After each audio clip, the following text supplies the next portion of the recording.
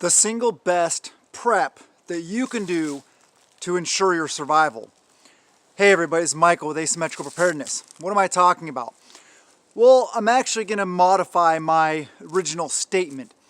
The single best prep for me is to get right with Him spiritually. That's important. But this is something that's it's not as important, but it's right there. So as a prepper, if you want to ensure your survival, what is one of the most important things you can do? Stockpiling food, water, practicing skills, those are all great things. But you have a lot lower chance of survival if you are not physically fit. And I don't mean thin, I don't mean shredded, I don't mean a professional triathlete, a marathoner.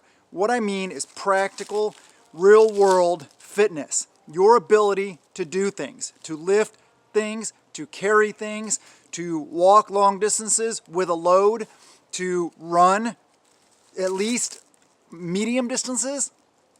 You don't have, like I said, you don't have to be some professional, shredded, athlete type person. It's okay. You know, everybody's not shredded.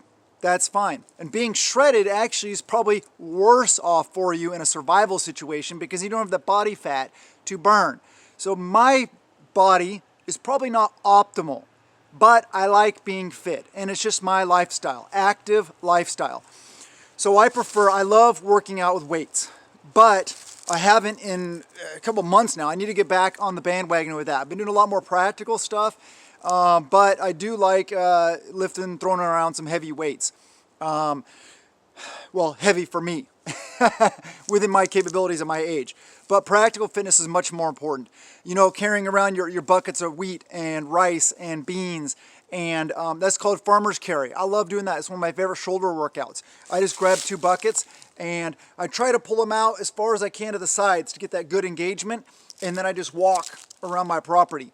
I also, while I'm doing it, I'll do a shoulder shrug intermittently in between so you can work out your what are those, I'm forgetting now, I'm brain farting. But anyway, you work out your upper shoulders and then down your neck and your shoulders.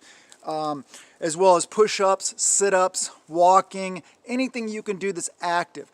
Pull-ups are really good, calf raises, crunches, all this stuff requires no fancy equipment.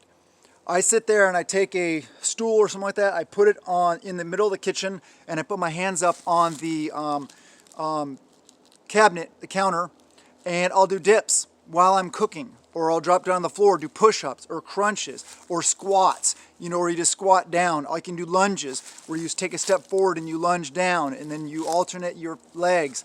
There's so much you can do while you're doing other things. Like I said, you're standing there cooking anyway. Why not get some workout in? Walking is really good. Running is really good. Rucking is really good. Throw on your pack, your bug out bag, and go for a walk. If you like mountain biking, whatever you like, rappelling, mountaineering, rock climbing, whatever it is, get out and get functionally fit. At least have the ability to be able to do these things. Because if you are hurting now when you're doing these things, imagine when everything is more physical, more physically demanding. You might still be able to do it, but you're going to be hurting. And another aspect of fitness when it comes to prepping is keeping your body in optimal condition. Keeping yourself healthy and strong and fit and capable. Those are all very important things. I know this video is not going to get a bunch of views. I know that people don't want to hear about doing tough things like this. A lot of preppers out there, not really, I guess I'm kind of knocking people, but you know, I'm not really. It's all in love. It's all in motivation to exercise, to learn the skills like foraging and stuff like that. You can sit there and order all your stuff on Amazon, which is great. Don't get me wrong. If you're ordering a bunch of preps and you have food storage and all this stuff like that, it's better than nothing. You're still way better off than most Americans out there are. But if you really want to take it to the next level, fitness is key. Especially if you're going to be one of the guys in a tactical environment running around doing the things. You have to be fit. Nobody, when the two-way ranges open up and you got stuff flying both directions, bad guys and stuff, nobody ever said, gee, I wish I wasn't so fit. If you really want to survive the fight, whether it's that kind of fight a fist fight, a SHTF fight, then get yourselves fit. I highly encourage you guys. It's very simple. Don't require a bunch of things. Even to do curls. Curls are one of those things, yeah, you can't really do body weight. Not that I know of. I mean, there's other ways you can do it, but there's lots of things you can do.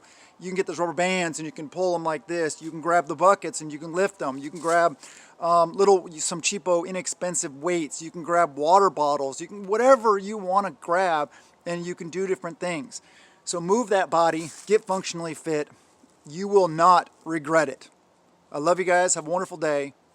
Don't forget to subscribe, thumbs up, comment below, and blessings to you and yours.